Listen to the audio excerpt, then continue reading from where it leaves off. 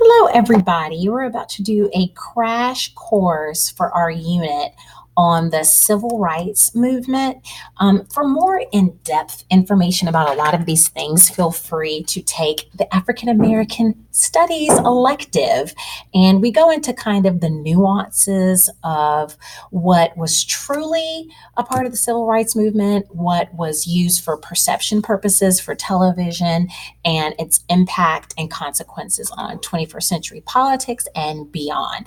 So, if you're interested in those, I encourage you to explore more and take that course. So, we're going to do just standards based stuff for now. So, as you know, or hopefully you know, that the civil rights movement has been going literally since the 30s and 40s. A lot of it just wasn't televised, but people began to protest and really change the roles of minorities along with the roles of women in society. But when it comes to the challenges on television and in court, a lot of educators start at Plessy versus Ferguson. And while that was in 1896, kind of a little bit shy of the Civil War, because we all know after the Civil War, slavery was still going on in the South. It was just renamed sharecropping. But so we get this legislation that happens. Plessy versus Ferguson means separate but equal. Go ahead and get out your highlighter. Be sure to highlight that. So, what is Plessy versus Ferguson? A kind of basic explanation. It started with the train car, and Plessy, he was 1/8 African American. He buys a ticket to go on a trip to get on a train. Because he was only 1/8 African American, the black car was full. He decides, okay, I can sit in the front car. Obviously, once his documents are checked, they see that he is listed as Negro due to what was called the one drop rule. If you have one drop of African American blood in you, you are considered colored, Negro, black, whatever. So he was asked to go to the back of the train. He resisted, obviously was arrested, and brought the case before the courts. And so they decided as long as the facilities, both train cars, were equal, meaning they had equal access to entrances, exits, bathroom facilities, then they could remain separate. But we all know that separate but equal did not really take place because they were separate, but they were not of equal quality. So that is when we get one of the first legal challenges to segregation. Scooting forward a little bit, we get Thurgood Marshall, who finally decides to challenge the validity or the carrying out of Plessy versus Ferguson in court, mainly challenging its execution in the southern portion of the United States. He's a lawyer for the NAACP, NAACP standing for the National Association for the Advancement of Colored People. This organization is still around today. They were very successful at bringing mostly state issues to court. He wins 29 out of 32 cases that he actually eventually takes to the Supreme Court. So Thurgood Marshall is pretty famous. And then we'll tell you what happens with him as he gets appointed to the Supreme Court later on down the line. Civil rights cases. So we're not going to go deep into these. One that really stands out in South Carolina is Briggs versus Elliott that deals with segregation in public schools. Their daughter lived only a couple miles from the local white school, but she was forced to literally walk 15 miles to the nearest black school. So the NAACP is gathering cases like this all over the country and will put them into one case that will eventually go to the Supreme Court. So some other cases is in 1946, Morgan versus Virginia. It was unconstitutional to segregate seating on public interstate buses. And a lot of these cases are being tried on the basis of the 14th Amendment. If you remember free citizens vote, 13, 14, 15. The 13th Amendment made it slavery illegal. The 14th Amendment gave them citizenship. When I say them, I mean freedmen and African Americans. And then the 15th Amendment will grant them the right to vote. So a lot of these civil rights cases are going to be based on the 14th Amendment, which says citizenship is essential and to voting and participating in society. So that's the Morgan versus Virginia. 1950, we get Swaite versus Painter. State law must admit African American applicants, even if all Black schools exist. That's again kind of what I talked about with Briggs versus Elliott. This white schools were closer, but they were sending African Americans and making them walk because, of course, they did not provide transportation, which was a danger. And then in 1954, we get Brown versus the Board of Education of Topeka, Kansas. And this is the big one. So please highlight and star. And this should not be the first time you're hearing about this.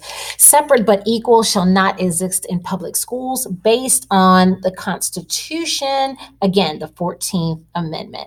So what does this do? They took this to the Supreme Court and it desegregated schools. It was met with a lot of resistance. And even though this passes in 1954, interestingly enough, my parents never did attend integrated schools because it did not work. The South was a little slow to comply with laws.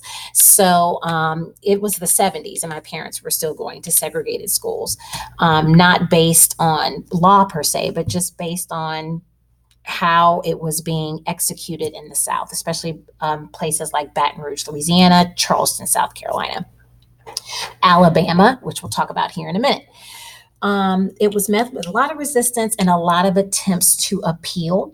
And this was the basis in which they based this case on. And the decision issued on May 17th, 1954, Warren, he was one of the people on the Supreme Court that helped move this decision through. He wrote, "In the field of public education, the doctrine of separate but equal has no place, as segregated schools are inherently unequal. As a result, the court ruled that the plaintiffs were being deprived of the equal protection of the laws and citizenship guaranteed by the 14th Amendment."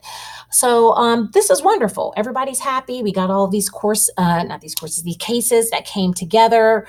There was one in Virginia, the Briggs versus Elliott in South Carolina, and even one from Delaware. They come together in Brown v. Board. They win. Desegregation of schools is illegal. Yay. But that does not necessarily pan out. So we're going to talk about some issues quickly. So let's talk about Little Rock in 1957, Central High School. So they attempt to start the desegregation process at the urging, of course, of the NAACP and local community chapters.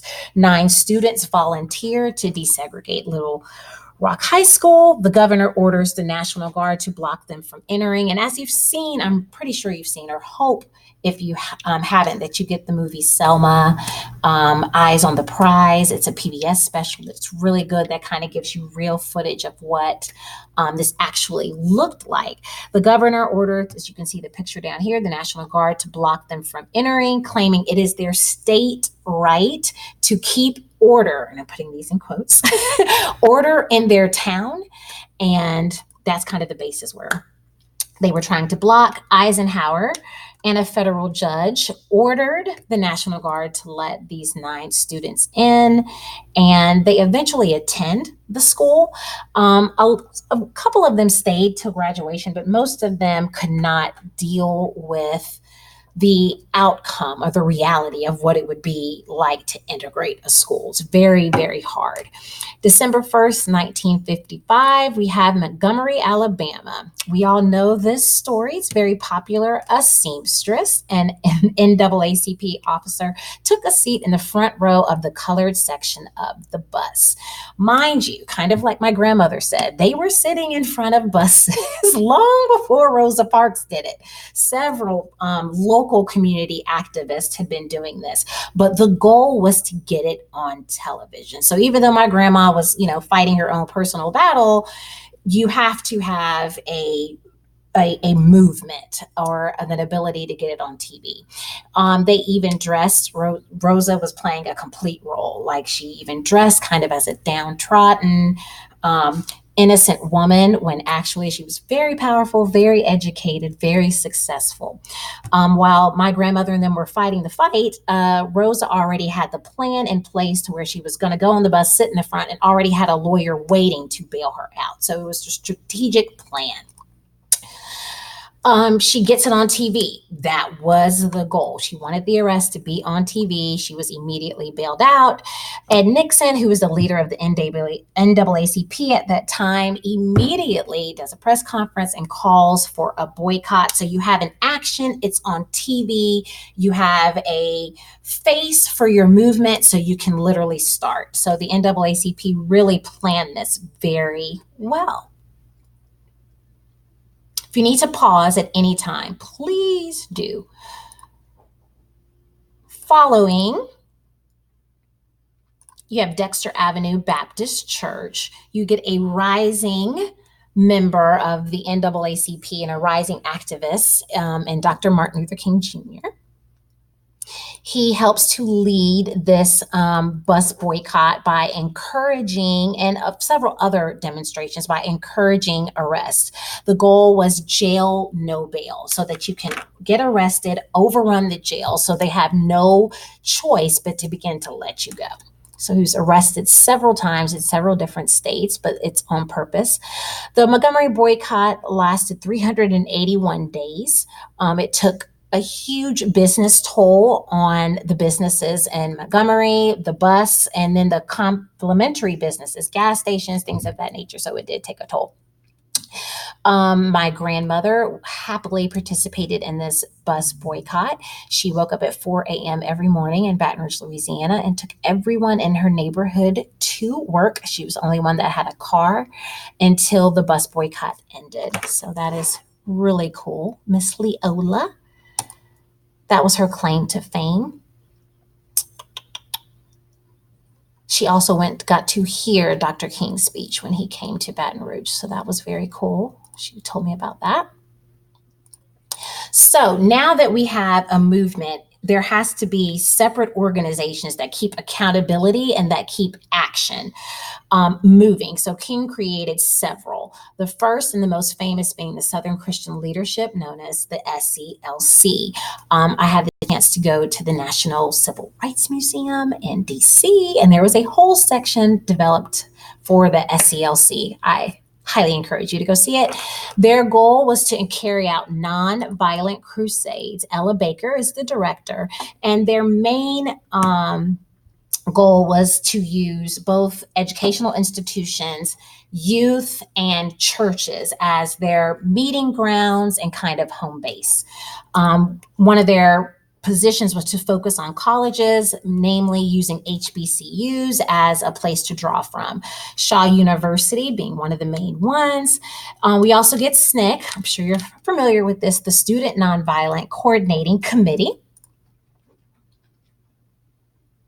These organizations begin to set up chapters at other campuses to, again, increase that local grassroots activism and accountability. Another organization, CORE, in February in 1960, they organized a sit-in at the Woolworth counter in Greensboro. Again, the key for this is getting it on television and disciplined, very focused efforts for change. They made sure that they knew what they wanted. They were going after that. These men walk into the counter, they sit, they are subjected to extreme treatment, coffee spilled on them, ketchup, mustard, being knocked off the chair. They did do rehearsals to ensure that they would be able to endure these conditions long enough for the media to arrive. Triumphs of civil protesting. We have the Freedom Riders led by the famous James Peck.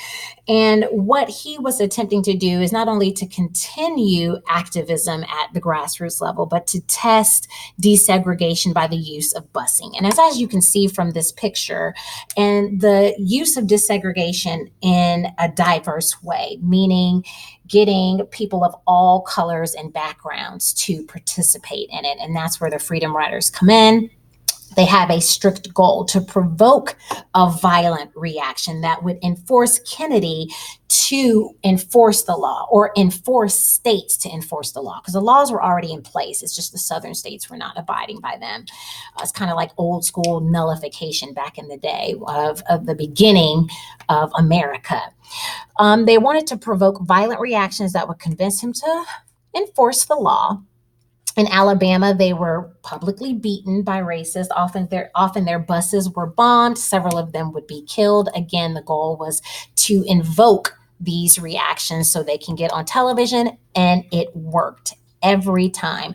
Public sentiment, even Southern public sentiment, was beginning to shift as they began to see these young people, and not only young Black people, but young white people, get behind these efforts. So James Peck was very knowledgeable on doing that. 1962, President Kennedy versus Governor Barnett, one of my favorite stories. So James Meredith, very popular in history, applies to the University of Mississippi. The Attorney General at that time, Bobby Kennedy, has to order Governor Barnett to let him go into the University of Mississippi. Ross Barnett gets on television and says, "I will not let him in." So, as in what all the fascists were doing in the South, they wouldn't let him in. The National Guard is called. JFK has to send the military in to ensure that James Meredith is allowed in the schools. Sadly, 2 people are actually murdered at the scene due to confrontations. The governor is arrested for not following federal law, but the charges are later dropped, which is expected. Again, this is televised. That's the point. Southern schools in the South are still segregated. Birmingham, Alabama, MLK does another demonstration to desegregate schools on 4/12/63. He is arrested. In that same month, on the 20th, he makes bail. And then he organizes the Children's March, which is 1,000 children marched in protest, which is very interesting because 959 of those children are arrested. Again, the goal was to get it on TV. No matter what race you are, when you see children being arrested and being abused in the middle of the street, it does cause a reaction. They march again. They were met by police. Police turned high pressure water hoses on them, dogs. That's kind of the famous videos you see. Here's a picture.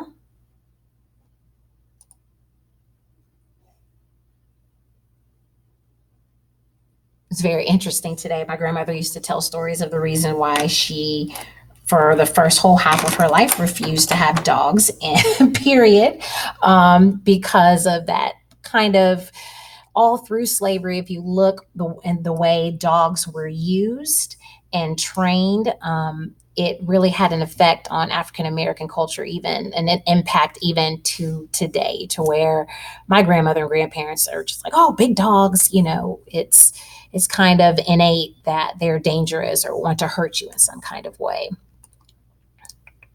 Again, this was all televised, as I mentioned. So Kennedy's hand is being forced to pass civil rights bills that are in particular geared towards the southern states to execute. Another one of the famous issues, Governor George Wallace. If you go, I was just in Alabama last week. It's interesting when you pass George Wallace Community College and all of these things. George Wallace is still very hugely famous down in Alabama, where my husband is from. Governor Wallace, he refused to desegregate the University of Alabama. Kennedy again forces his hand. 3 days later, the NAACP field secretary is mysteriously shot. This field secretary is very famous. His name is Medgar Evers. He is killed in his driveway. It was done by a sniper. He is released due to lack of evidence.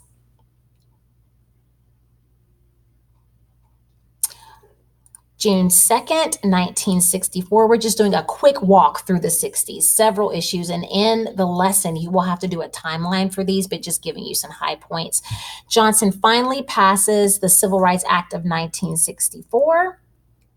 It prohibits discrimination based on race, religion, national origin. Again, Johnson had to pick it up. And this officially ends in Jim Crow legally. Again, I want to specify that it ends it legally, not necessarily the carrying out of it, but the hand was forced to end it, to end segregation legally. But that's not it. Martin Luther King was claimed by even the African American community and the white community as wanting too much. We gave you segregation, now you still want more. So he began to fight for voting, the Voting Rights Act, and he was met with lots of protest. Again, you're trying to do too much too soon. You need to take what you have and be thankful. Good thing he didn't. On March 7th, 1965, the SCLC and SNCC organizes one of the most famous protests that go along with the Voting Rights Act of 1965, which is the March on Selma. That is what the famous movie is based upon, by Ava DuVernay. He was the director. Amazing, amazing movie. If you're ever in Alabama, I suggest that you do stop by and walk the Eddie Pettis Bridge. I had a chance to do that. It's an amazing personal experience. The protest marched from Selma, Alabama to Montgomery, the capital. 600 marchers were met with local police and state troopers. It was over a couple of days because Martin Luther King did get to a point to where he was putting people in danger and really began to rethink whether or not this was the right time. 17 were hospitalized, 50 injured. The day that lives in infamy, according to the civil rights movement, is called Bloody Sunday. A lot of the people, that's kind of where the movie really focuses on those 3 days, in particular, Bloody Sunday. 2 days later, King organizes another march, this time with actual support from the government. He stopped because he wanted to avoid a confrontation. King got a court order to do the march and to complete it. 3,200 people marched, and it was successful. Famous civil rights activists that are still alive today were actually at this march. John Lewis was made famous. Riots. Riots stem from African American leaders who urged followers to take control of their communities. So you have the Michael and the Martin camp. Okay, the Malcolm and the Martin camp. Dr. King's method was nonviolent civil disobedience, whereas Malcolm X was kind of by any means necessary. He is in contrast, while they were friends, and they eventually do towards the end of Malcolm X's career, and he goes to Mecca and he begins to see people of all races coming together. That kind of inspires talks between Malcolm and Martin. But his main thing, Malcolm X, was to draw support and strength within the Black community and not necessarily look outward from the community or for assimilation, to build businesses and to kind of be okay with the fact that we're not asking the white man, in quotes, for a handout, but being all we need in our own community. King mostly focused a lot of his efforts in the South. Malcolm promoted ethnic pride and kind of streamlined his beliefs with the notion of Black power. This sentiment comes from their Stokely Carmichael. He was a militant civil rights activist, was inspired by Malcolm X, and participated in an organization called the Black Panthers. Malcolm X founded the Nation, the Black Muslims, and was a participant in the Nation of Islam. Again, they wanted to separate themselves. I said that. I just did it without the slide. From white society. Not like Marcus Garvey, let's all get on a boat and go back to Africa. Not quite that extreme, but mainly just pride in our own communities. When I say our, I'm including myself. October 1966, you get the Black Panthers. So let's connect it to modern day. So if you've seen Beyonce's Homecoming, and you see a lot of the imagery of the berets, the boots in her Super Bowl performance, the afro, she's kind of pulling from the images of the Black Panthers, okay? Political party, it was became a political faction.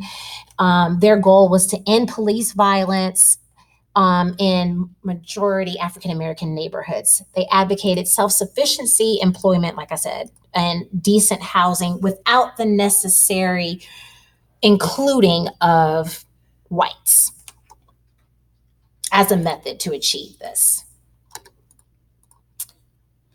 And April 3rd, 1968, while in Memphis, Martin Luther King Jr. will be shot by James Earl Ray.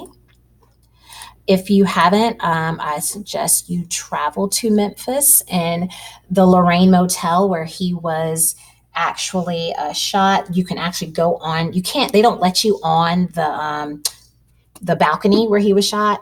He was there for a protest march, and but you can see his room and you can see the balcony. And literally, when you're standing there, it is silent.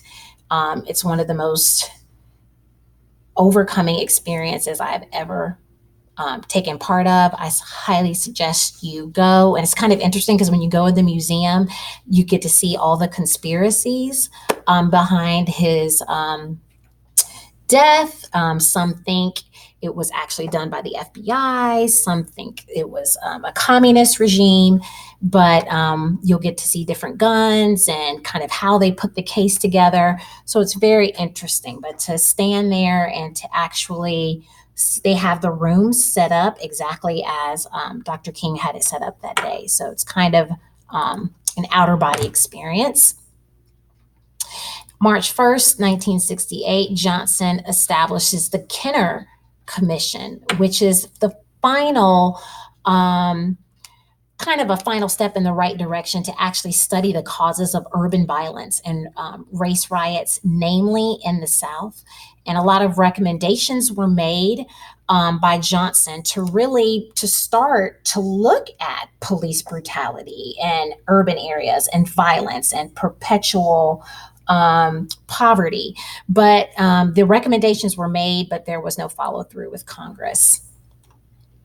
So before we get into other movements, we're going to stop right there. That was just the civil rights movement. We're going to talk about Chavez and Latino movements along with Native American movements when we get back. Thank you.